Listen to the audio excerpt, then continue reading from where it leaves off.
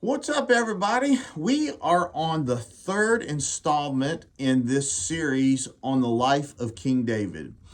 And probably the most epic battle that was ever fought was the showdown between the University of Alabama and Tennessee this past weekend. I'm just kidding. For all of my Alabama fans, roll tide. In Tennessee, you played a great game.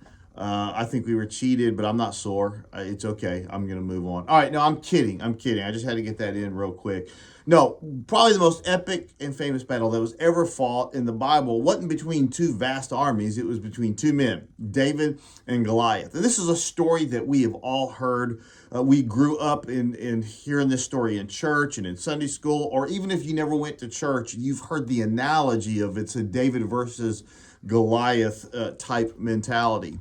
And so what I did was this past Sunday, we walked through this story of David and Goliath. And we basically, Goliath was almost a 10-foot tall man with all this armor on and a javelin, even had a guy that walked before him carrying a shield. David's a teenage boy. Actually, David is a shepherd who is working with sheep, and he wants to go out. So he basically goes to the front lines, and he sees this Philistine giant coming out and defying the armies of Israel, defying God, mocking God. And David's ticked. He's like, well, I don't understand. Why are you guys letting him do this?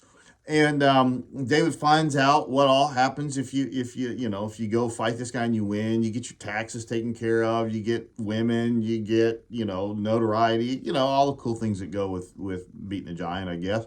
So David, but none of that really matters. I think David's just like, I'm ticked off that this guy is trying to defy our God, and so I'll fight him. And so David goes out and he's given Saul, the king, he's given his armor. It doesn't work. David goes armed with a slingshot and a staff, basically, and he goes and he tells Goliath, here's what's going to happen, Goliath. I'm going to whoop you.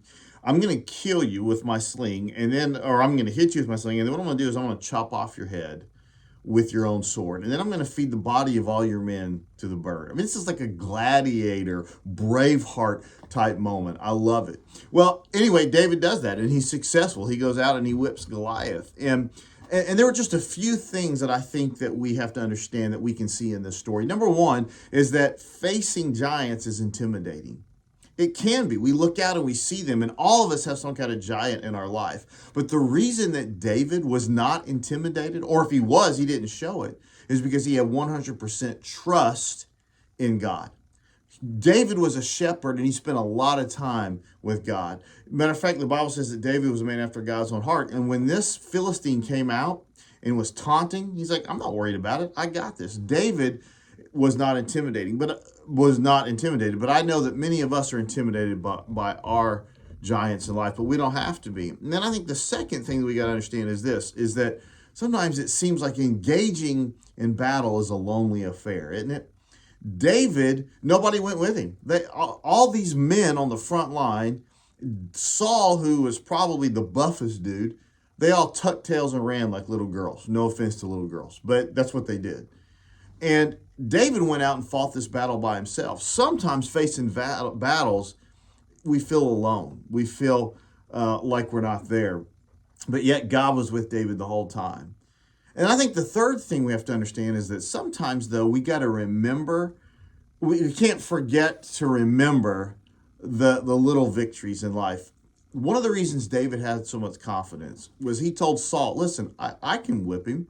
And the reason I can whip him is because when a bear or a lion would come, I beat him. I defeated him. This guy is nothing. I can handle him. And I think it's so important that we understand sometimes in life when we're climbing the mountain or whatever, it just seems challenging. That giant seems intimidating. We got to remember the small victories. God's given us those things. We've defeated lions and bears already. We can defeat Goliath is coming. And then we got to the fourth thing is we got to remember that trusting God makes all the difference. David went out there armed with a slingshot, and he said, you know what, I'm going to win, not because of the abilities, not because of the skills that I have, although I think he was skilled, but because my God is on my side. And I think that's the final and fifth thing we have to understand, that just realize that the battle is the Lord's. Recognize that the battle is the Lord's. It's not yours. We're not fighting these battles by ourselves. We're not alone. It seems like we're alone sometimes, but God is with us. And we got to recognize that not once did David say to Goliath, I'm going to whoop you. He said, God is going to beat you. God is going to defeat you today. So my friends, this is a little longer video today. I don't know what your battle is. I don't know what your giant is. Let me tell you what, with God on your side, you can defeat it. You guys have a fantastic rest of the week.